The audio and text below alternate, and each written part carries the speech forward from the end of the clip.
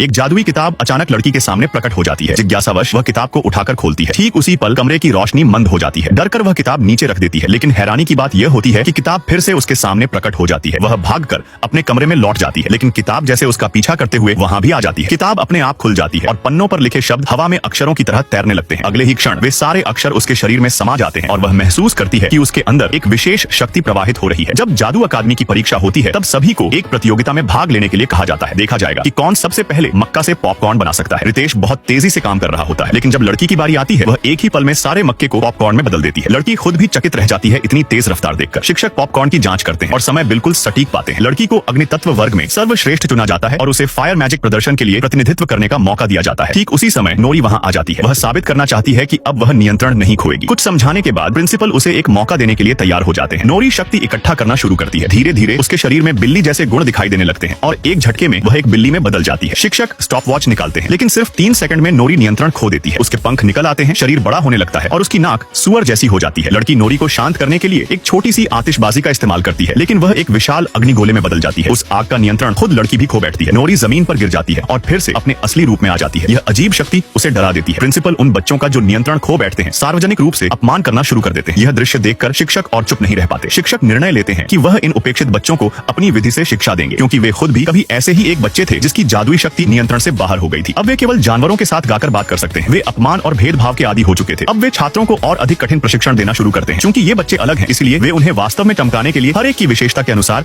एक विशेष शिक्षण पद्धति अपनाते हैं। दिन ब दिन उनकी उलटी दिशा वाली जादू शक्ति और अधिक सटीक होती जाती है। एक दिन नोरी जब अपने दोस्त को खुशखबरी सुनाने जाती है, तो वह पाती है कि उसका दोस्त पहले से ही छाया जादू के वश में हो चुका है।